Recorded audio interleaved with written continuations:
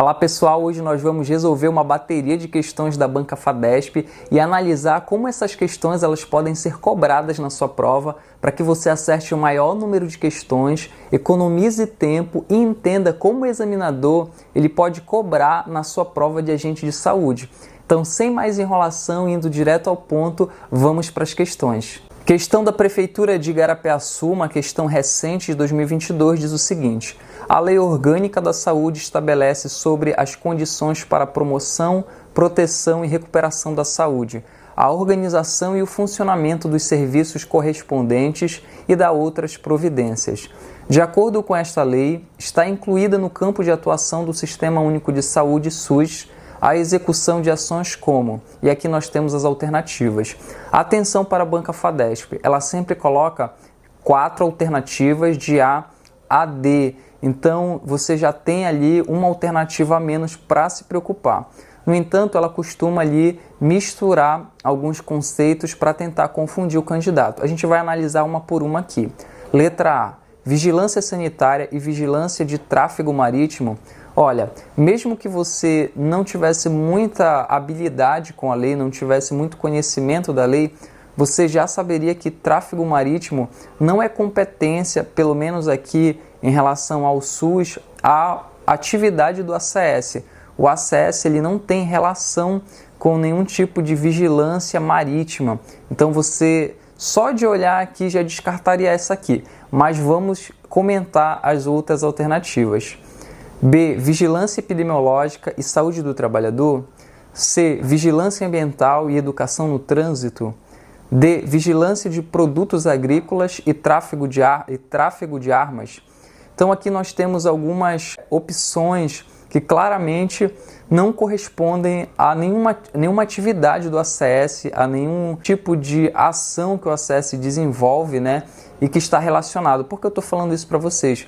Gente, a Lei 8080 ela é muito extensa, a Lei Orgânica da Saúde, e a prova ela vai te cobrar geralmente questões que estão relacionadas ao dia a dia do ACS, tá? Nesse caso aqui, a gente tem que se remeter ao artigo 6º da Lei 8080. Eu vou ler ele aqui na literalidade e você vai acompanhar para que a gente entenda qual que é a alternativa correta, como ela se encaixa nessas atribuições do ACS que eu falei para vocês. O artigo 6º diz o seguinte: estão incluídos ainda no campo de atuação do Sistema Único de Saúde a execução de ações de vigilância sanitária, de vigilância epidemiológica, de saúde do trabalhador, de assistência terapêutica integral, inclusive farmacêutica. Pessoal, a única alternativa que se encaixa na descrição do artigo 6º da Lei 8080 é a letra B, que fala sobre a vigilância epidemiológica. A vigilância epidemiológica ela tem muito a ver com o acompanhamento de casos, por exemplo, de febre amarela, de dengue, chikungunya, zika. Então, isso, querendo ou não, está direta ou indiretamente relacionada à atividade do ACS e também do ACE. A alternativa correta dessa questão da Banca Fadesp, da Prefeitura de Igarapé-Açu, é a letra B de bola. Próxima questão da Banca Fadesp, também da Prefeitura de Igarapé-Açu, uma questão recente também, diz o seguinte: a Lei Orgânica da Saúde é considerada a tradução prática do princípio constitucional da saúde como direito de todos e dever do Estado, estabelece no seu artigo 7º que ações de serviços públicos de saúde e os serviços privados contratados ou conveniados que integram o Sistema Único de Saúde são desenvolvidos de acordo com as diretrizes e princípios previstos no artigo 198 da Constituição Federal, entre outros, é considerado um dos princípios organizacionais do SUS. Então, olha só, pessoal, para vocês que talvez estão começando o estudo agora, vocês têm que saber que o artigo 198 da Constituição ela vai tratar sobre questões relacionadas à saúde. Então, no artigo 198, nós encontramos diretrizes e princípios. Eu gravei uma aula, vou deixar no card aí, sobre os princípios doutrinários do SUS. Princípios como o princípio da universalidade, integralidade e equidade. Existem também princípios chamados de princípios organizativos ou organizacionais. É uma aula que futuramente eu pretendo gravar. Mas só para que você saiba, a questão ela quer saber de um princípio organizacional. Os mais conhecidos existem muitos, tá? Que depois também existem subdivisões, que outros teóricos vão considerar, uma outra banca talvez não considere, mas os mais que são, vamos dizer assim, pacificados por todas as bancas são o princípio da regionalização, da hierarquização, da descentralização e da participação popular ou participação também social, é chamada das duas formas. Então, a alternativa correta aqui é a alternativa B, a participação da comunidade, que vai justamente contemplar o princípio da participação popular. Esse aqui é um princípio organizativo. Lembra que eu falei? Existem princípios doutrinários e organizativos no artigo 198 da Constituição. Então, esse aqui se refere a um princípio organizativo do SUS, que se refere à participação popular ou comunitária, que é justamente o princípio que vai garantir uma parte da população ela possa acompanhar os serviços de saúde, cobrar, possa propor ali sugestões. Então, na prática, numa UBS, é possível que os comunitários possam dar sugestões, por exemplo, sobre que medidas ou que campanhas serão oferecidas para aquela comunidade. Então, o princípio que garante esse direito é o princípio da participação popular ou o princípio da participação da comunidade, que é um princípio organizativo do SUS.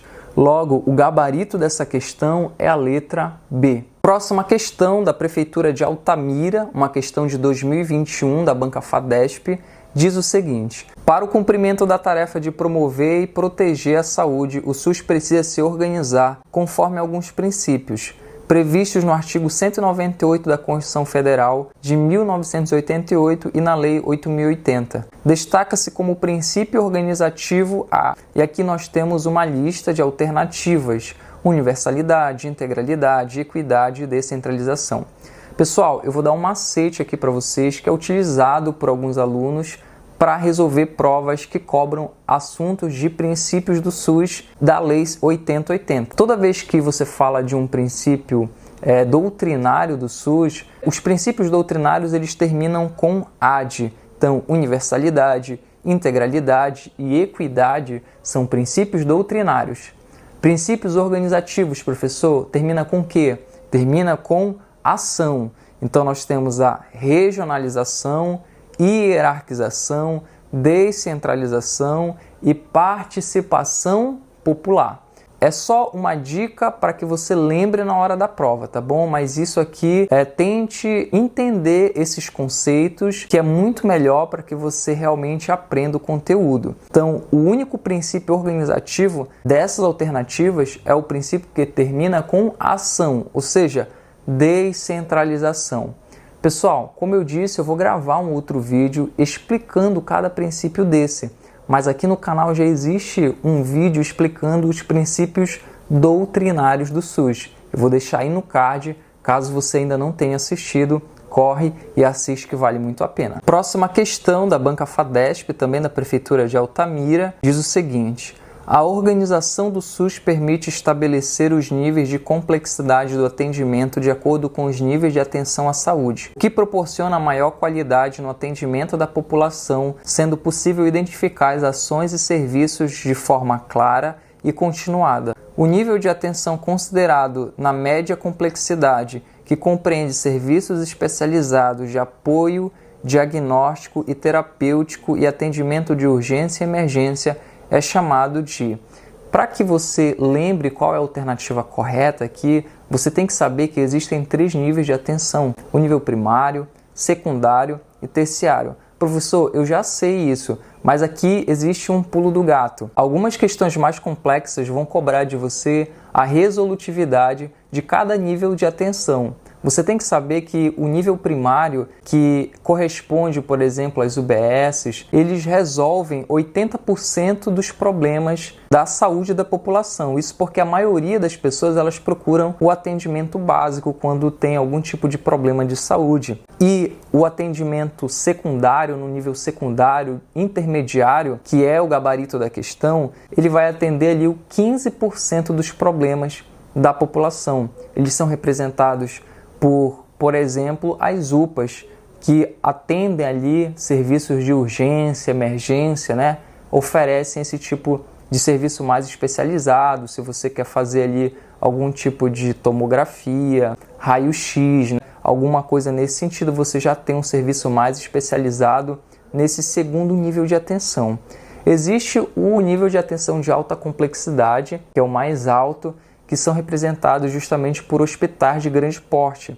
Eles representam 5%, ou melhor, resolvem 5% dos problemas da população, justamente porque para lá vão aquelas pessoas que precisam de uma cirurgia mais complexa, de um tratamento muito mais complexo, e essas pessoas, claro, representam uma minoria das pessoas que procuram atendimento de saúde, mas existe aí essa possibilidade. Então, existem 3 níveis de atenção e a alternativa ela se refere à letra B, que é o nível secundário, ou seja, um nível considerado de média complexidade é o nível secundário. Então, nível primário de baixa complexidade, nível secundário de média complexidade e nível terciário de alta complexidade. Agora vamos para a próxima questão também da banca FADESP. Essa é uma série de questões comentadas e resolvidas da banca FADESP para te ajudar a resolver a tua prova e alcançar o maior número ali de acertos.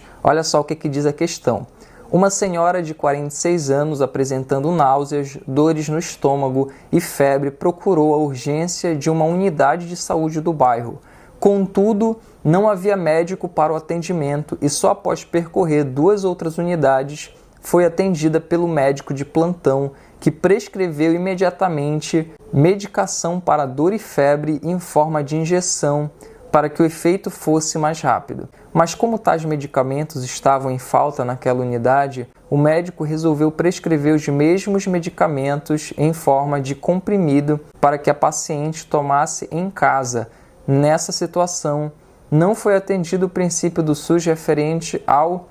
Gente, essa é um dos estilos de questão que a FADESP ela pode cobrar de você. Questões são contextualizadas com exemplos do dia a dia, então ela cita ali a Dona Maria, o seu João e coloca um caso, uma historinha aí para que você identifique qual é o erro ou qual é a alternativa que corresponde ali ao que a questão ela pede. Nesse caso, ela te pede qual é o princípio que foi infringido de alguém que não foi acompanhado da maneira correta, adequada pelo profissional de saúde. Então, quando nós falamos de princípios do SUS, nós falamos também de princípios doutrinários, nós vemos que são 3 os princípios doutrinários: princípio da universalidade, integralidade e equidade.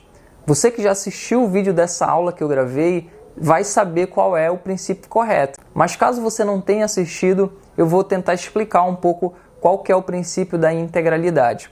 O princípio da integralidade, ele fala justamente sobre a necessidade de alguém ser acompanhada em todas as fases da sua saúde, da prevenção, do diagnóstico, do tratamento e depois acompanhar essa pessoa para ver qual que é o seu estágio de recuperação, se tudo ocorreu como deveria ocorrer durante esse processo de acompanhamento da saúde dessa pessoa. Então vocês percebem que existe um caminho que alguém que tem um determinado problema de saúde, ele precisa ser acompanhado de maneira integral.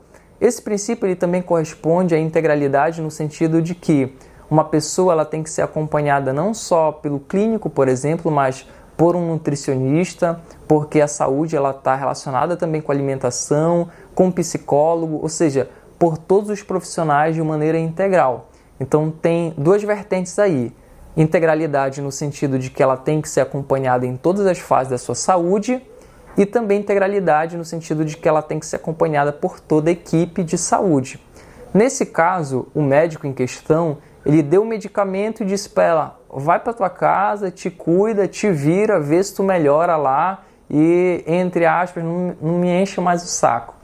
Nesse caso, a gente percebe que não houve um acompanhamento integral dessa pessoa. Ou seja, ela não foi diagnosticada corretamente, passaram uma medicação ali e depois não se sabe se essa paciente ela teve melhora ou não. Então, nesse caso, houve nesse sentido uma infração de um princípio, que é o princípio doutrinário da integralidade.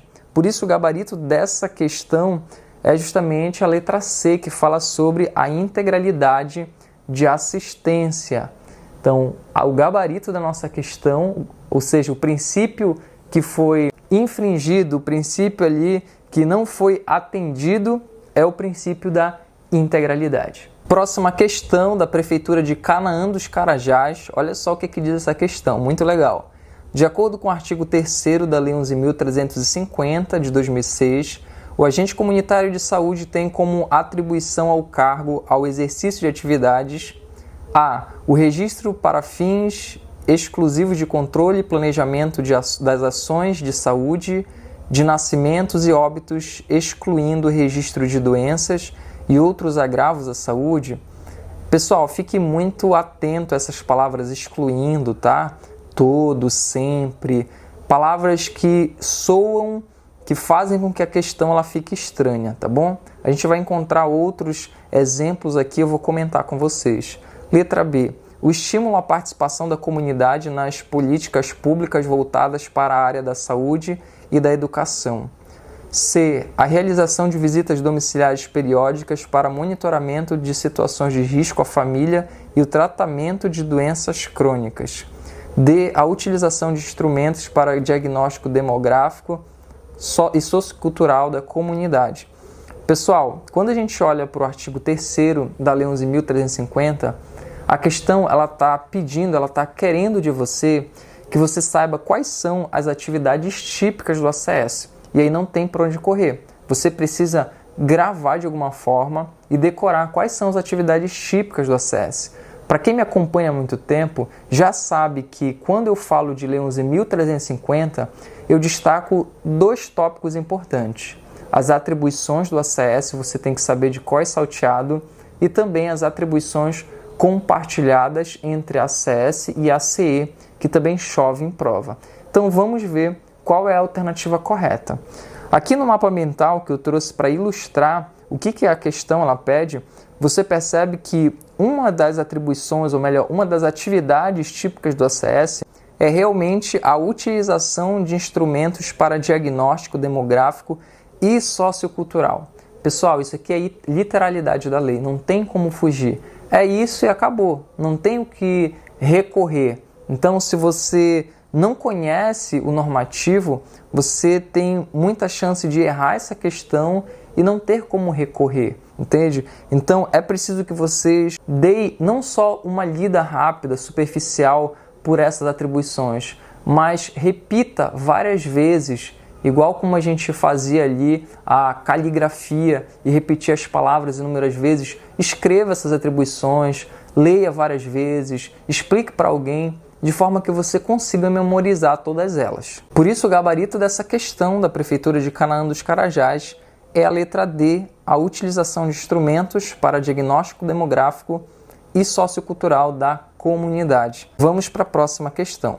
Próxima questão da Prefeitura de Altamira diz o seguinte: a portaria que aprovou a Política Nacional de Atenção Básica, estabelecendo a revisão de diretrizes para a organização da atenção básica no âmbito do Sistema Único de Saúde, SUS, e que fundamenta as atribuições do ACS. E aqui nós temos diversos supostos normativos, tá?